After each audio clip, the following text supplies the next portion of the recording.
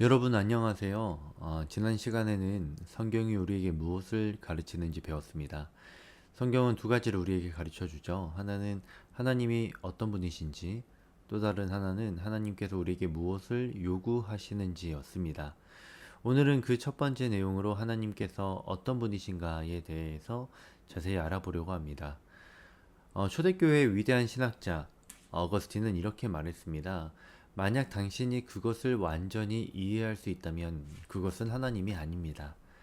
여러분, 컵 하나로 바닷물을 전부 담으려는 것처럼 유한한 우리가 무한하신 하나님을 완전히 이해하는 건 불가능합니다. 하지만 감사하게도 하나님께서는 우리가 알아야 할 것들을 성경을 통해 깨닫게 해주셨습니다. 자, 그럼 하나님께서 어떤 분이신지 함께 본격적으로 알아보도록 하겠습니다. 네, 이제 웨스트민스터 소요리 문답 제4문의 내용을 살펴보겠습니다. 하나님은 어떤 분이십니까? 하나님은 영이신데 그분의 존재와 지혜와 능력과 거룩과 공의와 선하심과 진실하심은 무한하며 영원하고 변함이 없습니다. 네, 여러분, 이 답변은 크게 두 부분으로 나눌 수 있습니다. 첫째로 하나님의 본질이죠. 하나님은 영이십니다. 우리가 볼 수 없지만 언제나 우리와 함께 하시는 영적 존재라는 의미에서 하나님은 영이시다라고 여기서 말하고 있습니다. 둘째로 하나님의 속성들입니다. 존재, 지혜, 능력, 거룩, 공의, 선하심, 진실하심. 그리고 이 모든 속성에는 세 가지 특징이 있는데요. 바로 무한하며 영원하고 변함이 없다는 겁니다. 여러분, 이것이 바로 우리가 믿는 하나님의 모습입니다. 네, 먼저 하나님의 본질을 살펴보겠습니다. 여기서 하나님의 본질은 바로 하나님께서 영이시다라는 겁니다. 여러분, 우리가 살아가는 이 세상에는 보이는 것들이 있고 또 보이지 않는 것들도 있습니다. 하나님이 영이시라고 할 때 여기에는 세 가지 특별한 특성을 우리가 발견할 수 있습니다. 첫째로 물질적 제한이 없으시다는 거죠. 우리는 벽을 통과할 수 없고 한 번에 한 장소에만 있을 수 있습니다. 하지만 하나님께서는 그런 물질의 제한을 받지 않으십니다. 둘째로 무소부재하시다는 거죠. 여러분, 무소부재라는 말 들어보셨나요? 없는 곳이 없다는 뜻입니다. 지금 이 순간에도 하나님은 이 자리에 그리고 전 세계 모든 곳에 동시에 계십니다. 셋째로 시간과 공간을 초월하신다라는 거죠. 우리는 시간 안에 살아가지만 하나님은 시간을 초월하여 계십니다. 과거와 현재, 미래, 하나님 앞에서는 모두 한순간에 불과한 것이죠.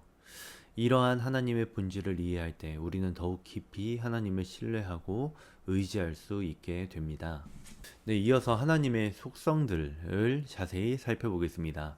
하나님의 속성은 크게 두 가지로 나눌 수 있습니다. 먼저 공유적 속성입니다.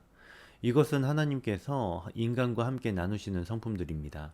존재, 지혜, 능력, 거룩, 공의, 선하심, 진실하심. 여러분, 우리도 지혜로울 수 있고 선한 행동을 할 수 있으며 진실하게 살아갈 수 있습니다.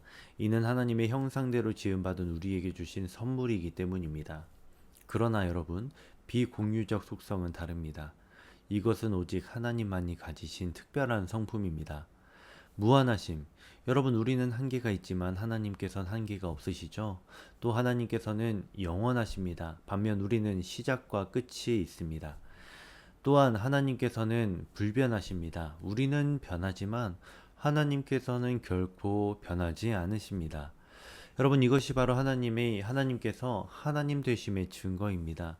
우리가 하나님을 경배하고 신뢰해야 할 이유, 그것은 우리가 가지고 있는 그 공유적 속성을 무한하고 영원하고 불변하게 가지고 계시기 때문입니다. 그런 하나님을 저와 여러분이 신뢰하게 되는 겁니다. 네, 이제 우리가 배운 내용의 성경적 근거를 살펴보겠습니다. 요한복음 4장 24절 말씀입니다. 하나님은 영이시니 예배하는 자가 영과 진리로 예배할지니라. 여러분, 이 말씀에는 두 가지 중요한 진리가 담겨 있습니다. 첫째로 하나님께서 영이시다라는 것이죠. 이는 우리가 배운 것처럼 우리가 하나님의 본질을 직접적으로 우리에게 가르쳐 주고 계신 부분입니다. 물질적 제한을 받지 않으시는 영적 존재이심을 하나님은 영이시니라는 것으로 선언하고 있는 것이죠. 또한 영과 진리로 예배할지니라. 이는 우리가 어떻게 하나님을 예배해야 하는지 알려줍니다. 외적인 형식만이 아니라 우리의 영과 진실된 마음으로 예배해야 한다는 걸 의미하죠. 이 말씀은 우리에게 도전을 줍니다. 하나님께서 영이시기에 우리의 예배도 영적이어야 한다는 것이죠. 진정한 마음과 진실한 태도로 하나님을 만나야 한다는 겁니다. 네, 하나님의 속성은 우리 삶에 깊은 의미를 줍니다. 먼저 공유적 속성이 주는 의미를 살펴보겠습니다. 여러분, 우리는 하나님의 형상대로 지음받았습니다. 이것이 무슨 의미입니까? 우리도 하나님처럼 지혜롭게 생각할 수 있고 선한 결정을 내릴 수 있으며 진실하게 살아갈 수 있다는 겁니다. 더 놀라운 건 이러한 속성들이 하나님과의 교제를 가능하게 한다는 겁니다. 우리가 하나님의 성품을 닮아갈수록 더 깊은 교제가 가능해집니다. 비공유적 속성이 주는 의미 또한 너무나 우리에게 큰 배움이 됩니다. 하나님의 초월성은 우리가 하나님을 경배하고 찬양해야 할 이유가 됩니다. 우리는 한계가 있지만 하나님께선 무한하시죠. 우리는 변할 수 있지만 하나님께선 변함이 없으십니다. 바로 이 점이 우리의 신뢰가 흔들리지 않는 기초가 됩니다. 환경이 변해도 우리의 감정이 변해도 하나님께선 변함없이 신실하신 분이기 때문에 우리가 그분을 신뢰하며 경외하는 겁니다. 네, 여러분도 이런 질문들 한 번씩 해보셨을 겁니다. 하나님께서 영이시라면 우리가 어떻게 하나님을 알 수 있을까? 네, 자연스러운 질문입니다. 보이지 않는 하나님 우리가 어떻게 알 수 있을까요? 다행히도 하나님께서는 우리에게 세 가지 방법을 주셨습니다. 성경을 통해 자신을 알려주셨고 예수님을 통해 직접 보여주셨으며 성령님을 통해 우리를 도와주고 계십니다. 네, 또 이런 고민도 하실 수 있죠.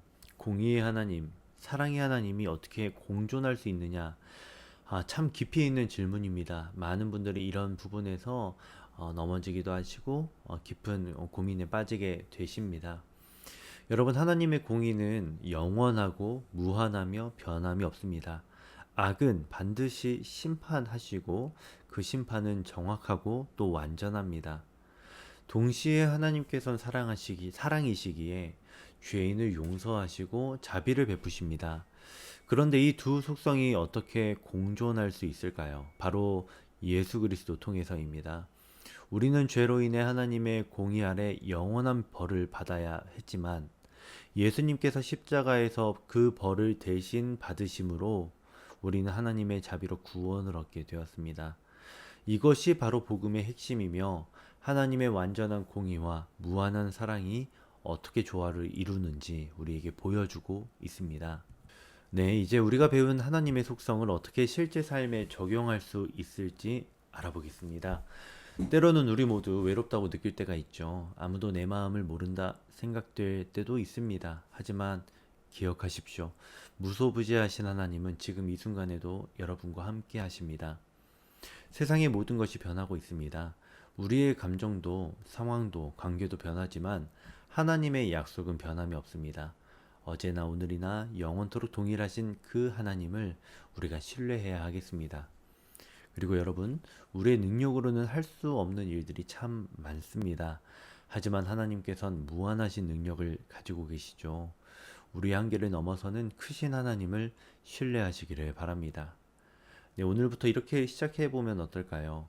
하나님, 오늘도 저와 함께 해주세요. 하나님, 당신의 변함없는 사랑을 기억하게 해주세요. 하나님, 당신의 능력을 신뢰하게 해주세요. 여러분, 매일의 순간들 속에서 이러한 하나님의 속성들을 우리가 배운 것을 기억하고 의지하게 될 때 우리의 삶은 더욱 든든한 기초 위에 세워지게 될 것입니다. 네, 오늘 우리가 함께 배운 내용을 정리해 보겠습니다.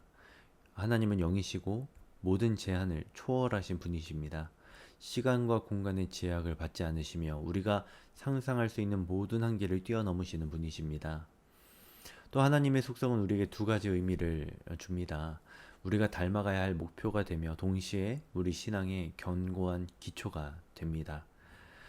네, 여러분, 다음 시간에는 정말 흥미로운 질문을 다루게 됩니다. 한 분 이상의 하나님이 계신가요? 여러분, 이 질문을 통해서 우리는 하나님에 대해 더 깊이 있는 이해를 하게 될 것입니다. 네, 오늘 배운 하나님의 속성들이 여러분의 삶 속에서 살아있는 경험이 되기를 바랍니다. 특별히 외롭고 힘든 순간마다 무소부재하시고 신실하신 하나님, 그 하나님을 여러분 기억하시기를 바랍니다. 다음 시간에 다시 만나겠습니다. 여러분 감사합니다.